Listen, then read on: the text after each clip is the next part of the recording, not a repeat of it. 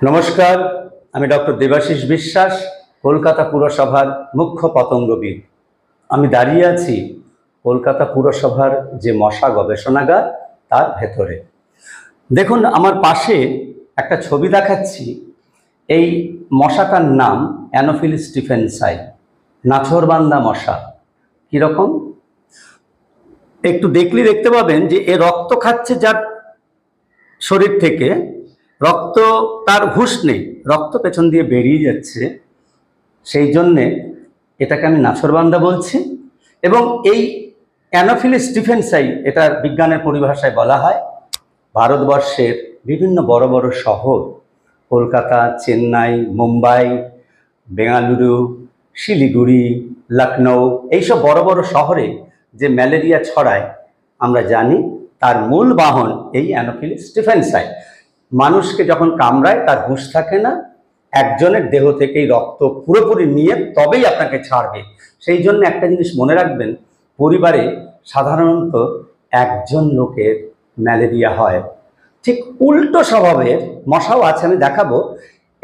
এইটাকে আমরা বলছি, আমরা রসিকতা করে বলি স্মার্ট মস্কুইটো। এবার আপনাকে দেখাবো একটা নার্ভাস মস্কুইটো, ইডিস ইজিপ্টাই। সারা পৃথিবীতে 138টা দেশে যে ডেঙ্গু হচ্ছে তার প্রধান বাহন এই ইডিস ইজিপ্টাই।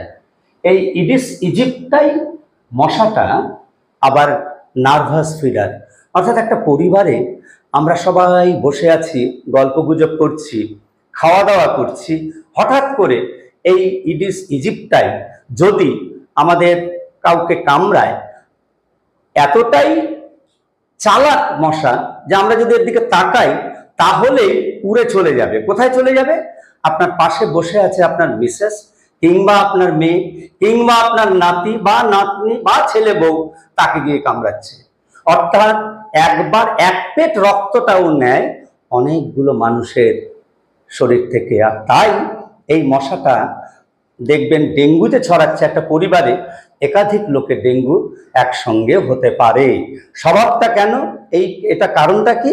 কারণ এই নার্ভাস ফিডার একসঙ্গে একটা মিল বিভিন্ন জনের কাছ থেকে নেয়, আর দক্ষিণা হিসেবে প্রত্যেকের রক্তেই মিশিয়ে দেয় ডেঙ্গুর ভাইরাস। অবশ্যই যদি ওই মশাটার দেহের ভেতরে ডেঙ্গুর ভাইরাস থাকে, তাহলে আমার বাঁ দিকে স্মার্ট মস্কুইটো, ডান দিকে নার্ভাস মস্কুইটো, অর্থাৎ স্মার্ট ফিডার, নার্ভাস ফিডার। সবাই ভালো থাকবেন। মশা সম্পর্কে আজ এখানেই শেষ করছি।